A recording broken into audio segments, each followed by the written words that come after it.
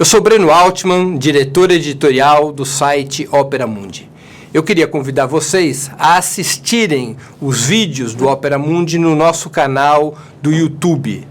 Também aproveito para chamá-los a assistir esses mesmos vídeos na TV 247, que é nosso grande parceiro nessa batalha por uma comunicação independente e verdadeira em nosso país.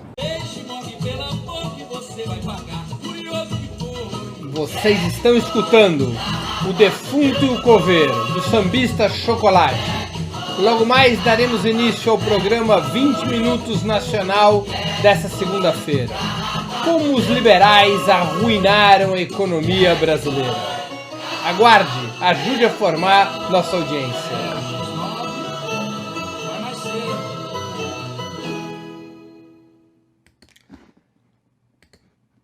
Boa tarde! Está começando mais uma edição do programa 20 Minutos Nacional. O tema de hoje: como os liberais arruinaram a economia brasileira. Esse é um tema de extrema importância para todos os brasileiros e para todas as brasileiras. Nos últimos anos, desde 2015, tem prevalecido na economia brasileira o pensamento liberal. O pensamento liberal é uma escola com muitos ramos, mas ela tem elementos em comum que nos ajudam a compreender como é que esta corrente de pensamento, encarnada por economistas, banqueiros, articulistas nos meios de comunicação, trouxe a jangada da economia brasileira para o meio do naufrágio, ao invés de nos socorrer das tormentas econômicas. O pensamento liberal vinha dominando o cenário da economia brasileira desde os anos 90. As chamadas medidas neoliberais bebiam nessa fonte.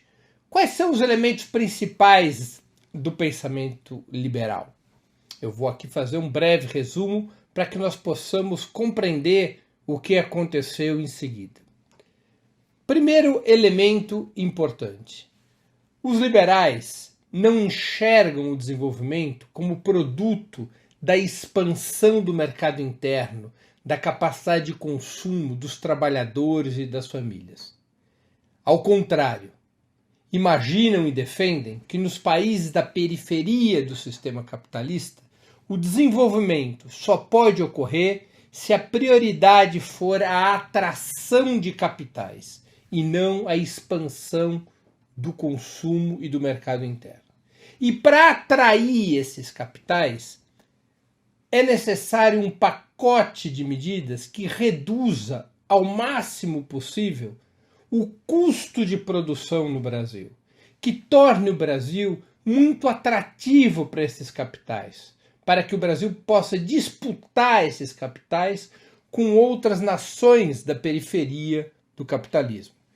Portanto, o Brasil, para poder disputar esses capitais, teria que rebaixar salários, reduzir direitos, reduzir serviços públicos para poder baixar os impostos dos mais ricos, cortar programas sociais, cortar investimentos públicos, para que o Estado possa garantir a solvência dos recursos que eventualmente vierem para o Brasil, garantir que o Estado possa pagar por esses recursos, desregulamentar a economia, enfim, adotar um conjunto de medidas que tornem o Brasil mais atrativo para esses capitais, reduzir o custo de produção, tornar o Brasil mais atrativo e também oferecer novos negócios aos capitais que se deseja atrair, através de privatizações que sejam encantadoras para o capital financeiro local e internacional. Essa é a grande lógica, portanto, do pensamento liberal.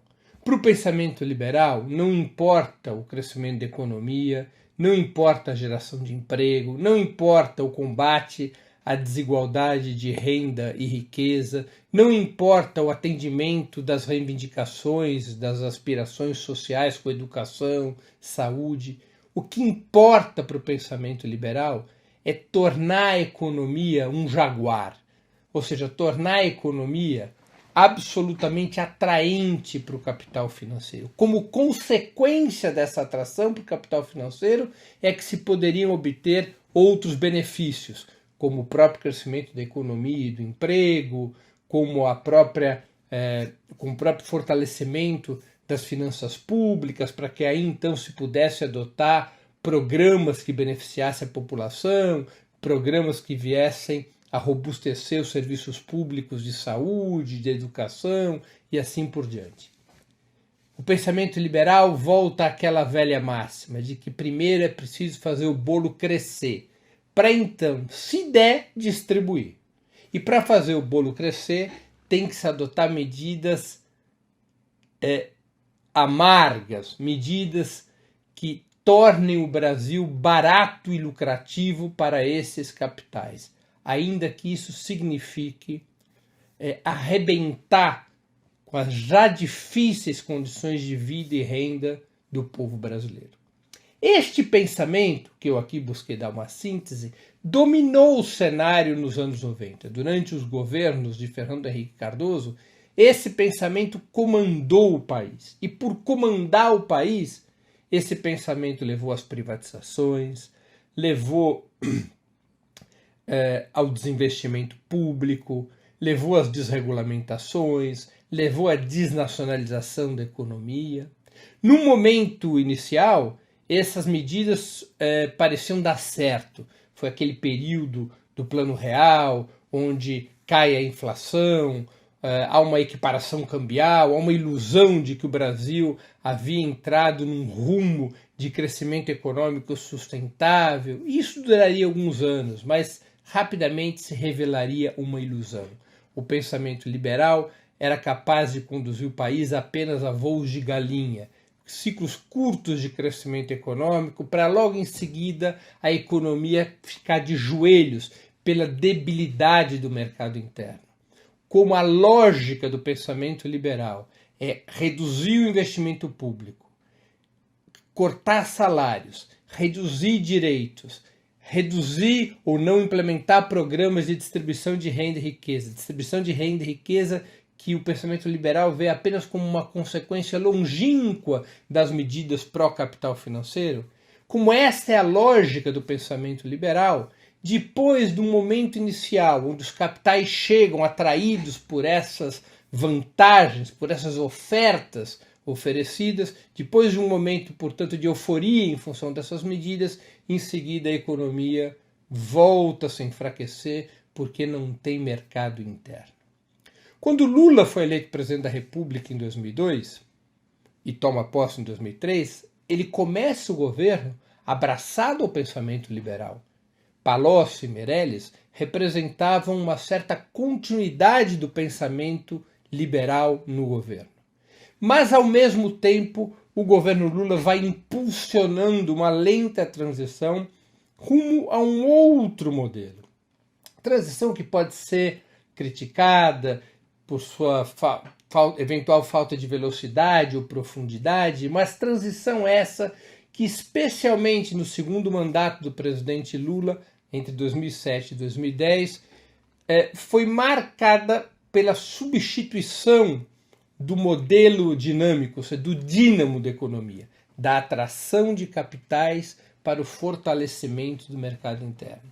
Pouco a pouco, o governo Lula vai mudando o modelo econômico, mudando com a lógica de que o prioritário era desenvolver o mercado interno de massas e não atrair capitais a qualquer custo. Nesta lógica, o governo Lula estabeleceu uma política de crescimento real do salário mínimo nunca antes vista. Estabeleceu programas de distribuição de renda e riqueza, direta ou indireta, Bolsa Família, programas de inserção educacional, programas como Luz para Todo, programas habitacionais, que efetivamente aumentavam o investimento do Estado, aumentavam muito o investimento do Estado, ao mesmo tempo em que expandiam a parte da renda das famílias que podia ser dedicada ao consumo, uma vez que o Estado ia suprindo, embora lentamente, determinadas necessidades da população que antes apenas os mais ricos tinham como pagar, e os mais pobres, quando conseguiam pagar, o faziam com tal sacrifício que não havia recursos para comprar mercadorias e serviços que impulsionassem a economia. Esses programas distributivistas adotados pelo governo Lula, o Bolsa Família é o mais conhecido, mas o crédito consignado é outro de muita importância, programas como o Pronaf, de apoio à agricultura familiar, e vários outros, foram, ao mesmo tempo que distribuíam renda, impulsionavam a criação do mercado interno de massas, invertendo a equação do pensamento liberal, vendo a distribuição de renda e riqueza não como uma consequência de medidas econômicas pró-capital, mas como a base de um modelo econômico que tivesse como centro, repito, a criação de um mercado interno de massas. O governo Lula foi fortalecendo o Estado, foi fortalecendo esses programas distributivos, foi avançando no sentido de um mercado interno de massas, e o grande momento de transição para esse modelo, que abria para o país uma outra perspectiva de desenvolvimento, certamente foi a descoberta do pré-sal e a adoção do regime de partilha, ou seja, um regime pelo qual o Estado controlaria de uma maneira hegemônica os frutos da exploração e da comercialização daquele petróleo, para poder gerar um fundo público que ampliasse tanto o investimento e a participação do Estado na economia, como o impulsionamento de serviços públicos, como de educação e saúde. Os investimentos em saúde e educação, além de melhorar a qualidade de vida do povo e aumentar a capacidade do povo brasileiro em ter ferramentas para empregos melhores, os investimentos em educação e saúde também permitem reduzir os custos das famílias, que deixam de gastar com esses serviços e sobra dinheiro para poder gastar em aquisição de outras mercadorias e serviços. Portanto, o governo Lula marcou-se por uma transição lenta, mas segura, em relação a um outro modelo de desenvolvimento baseado na expansão do mercado interno de massas. Embora tenha convivido, especialmente no primeiro mandato, com um legado do pensamento liberal encarnado por Palocci e Meirelles, o fato é que ao longo do tempo aquele modelo liberal foi sendo superado por um outro modelo de características desenvolvimentistas, repito, baseada na expansão do mercado interno de massas. No primeiro mandato de Dilma Rousseff, ela continuou por este rumo, o rumo da transição para um outro modelo de desenvolvimento. Chamou atenção nesta lógica o embate que a presidenta Dilma Rousseff fez contra os bancos em torno da redução da taxa de juros. A redução da taxa de juros significaria menos lucros para os banqueiros, maior receita para o Estado, menos ganhos para o capital financeiro, maior possibilidade de créditos para a expansão do setor produtivo e para o consumo. No primeiro mandato da presidenta Dilma Rousseff, essa foi uma marca importante, embora essa batalha não tenha sido vitoriosa, era uma demonstração de que o governo desejava continuar marchando no rumo dessa lógica desenvolvimentista, dessa transição para um modelo baseado no mercado interno de massas que afastava o governo Dilma do pensamento liberal. Reeleita em 2014, numa situação internacional já bastante desfavorável, não apenas por conta da primeira onda da crise mundial de 2008, mas já da segunda onda em 2014, quando caem abruptamente os preços das commodities, das riquezas minerais e dos produtos agrícolas que o Brasil exporta. Neste contexto, cercado politicamente por seus inimigos, especialmente pela oposição capitaneada pelo PSDB de Aécio Neves, que não aceita o resultado eleitoral de 2014, colocada diante de uma situação já de um cenário uma situação já marcada pelo golpismo, com a direita utilizando-se dos meios de comunicação para criminalizar o PT através da Lava Jato, para mobilizar a classe média na lógica de derrubar o governo Dilma. Nessas condições, já no fim de 2014, a presidente Dilma Rousseff faz um giro e começam as concessões ao pensamento liberal. Um giro oposto àquela transição que vinha lentamente em curso desde o primeiro mandato do presidente Lula. A presidente Dilma faz essas concessões ao pensamento liberal, nomeando Joaquim Levy para o Ministério da Fazenda. Imaginava então a presidenta Dilma Rousseff em conter a ofensiva da direita e a ofensiva da burguesia contra o seu governo com essas concessões. Essa decisão se revelou profundamente equivocada. Não apenas a burguesia e a direita não foram contidas por essas concessões ao pensamento liberal, pela política defendida por Joaquim Levy, que era uma política de ajuste fiscal, de corte dos custos de produção, de corte de programas sociais, de corte dos investimentos públicos. Não apenas a burguesia e a direita não foram contidas por essas concessões, como o campo popular se sentiu desanimado, dividido, frustrado, porque a lógica da disputa eleitoral tinha sido no sentido oposto, no sentido de expandir o mercado interno, de expandir direitos, de expandir conquistas, de expandir o papel do Estado na economia, enterrando progressivamente os interesses hegemônicos do capital financeiro em nosso país. O governo Dilma deu um cavalo de pau, frustrou seu eleitorado sem conseguir conter a direita e a burguesia. O resultado acabou sendo o do enfraquecimento do governo, do PT e da esquerda para conter o golpe que finalmente seria vitorioso em maio de 2016. Desde Joaquim Levy até hoje, Joaquim Levy, Henrique Meirelles, Paulo Guedes, nós tivemos no Brasil, estamos tendo no Brasil, 5 anos de domínio do pensamento liberal. E esse pensamento liberal não trouxe outra coisa que não ruínas para o país. O Brasil teve 3 anos de recessão profunda, 2015, 2016, 2017. O crescimento em 2018 foi pífio, assim como será pífio, não superior a 1 a 1,5% de crescimento do PIB, a dinâmica da economia em 2019. O pensamento liberal, ele oferece grandes negócios para o capital financeiro. Grandes negócios e segurança. Quais são os grandes negócios? As privatizações são um grande negócio. A reforma trabalhista, permitindo a contratação precarizada de trabalhadores e, portanto, reduzindo custos salariais, é outro grande negócio.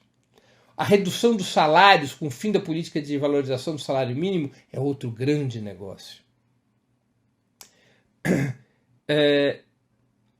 Além de oferecer grandes negócios com privatizações, desregulamentações, cortes de salários, oferece também segurança ao capital financeiro.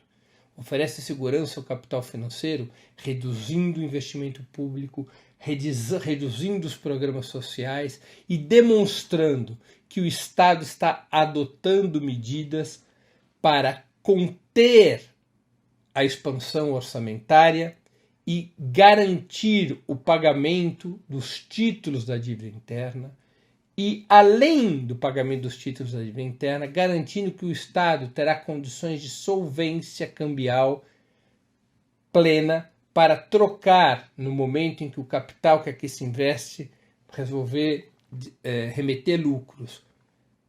O Estado terá condições plenas de honrar o câmbio desses lucros, ou seja, a reconversão de reais em dólares ou em euros dos capitais aqui investidos. Nessa lógica de oferecer segurança ao capital financeiro, estão medidas adotadas por Temer e que agora são defendidas pelo governo Bolsonaro.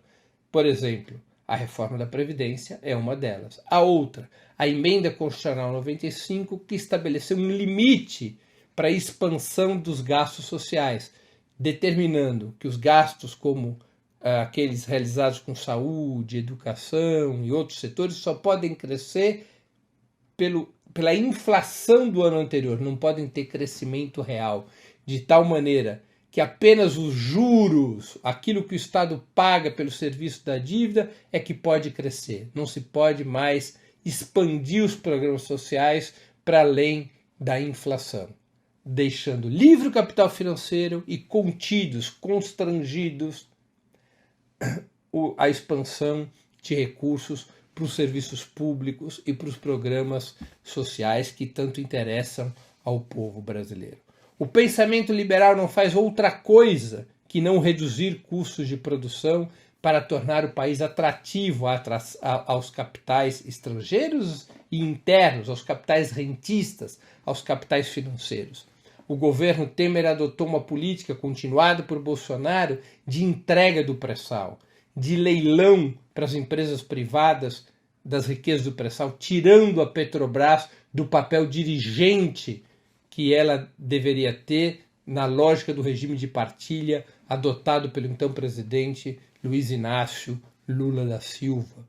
Os governos Temer e Bolsonaro, que do ponto de vista da economia, um é continuidade do outro, construíram um conjunto de medidas que fazem a festa do grande capital financeiro. Aumentou os lucros dos bancos, aumentou os lucros das grandes corporações, aumentou os lucros e as possibilidades de negócios das empresas multinacionais no Brasil, especialmente aquelas que operam na cadeia do petróleo e do gás. A Petrobras foi enxugada, foi reduzida, perdeu a relevância que tinha há 5 ou 10 anos atrás.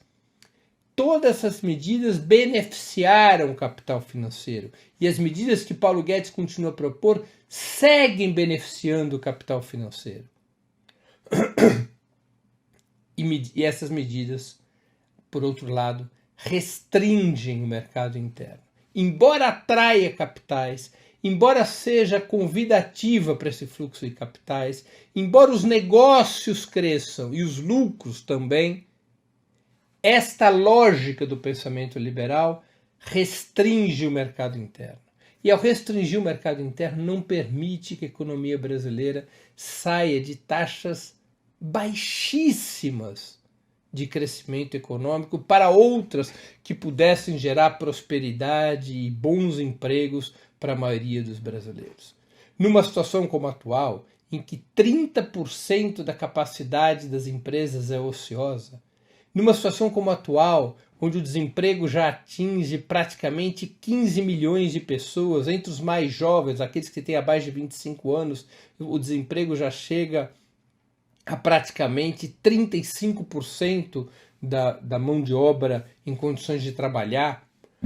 Numa situação tão dramática, já depois de tantos anos de recessão ou de economia fraca, o fundamental para poder tirar o país dessa situação seria inverter essa equação, ou seja, uma política econômica que voltasse a estar baseada na expansão do mercado interno. E como é que se expande o mercado interno?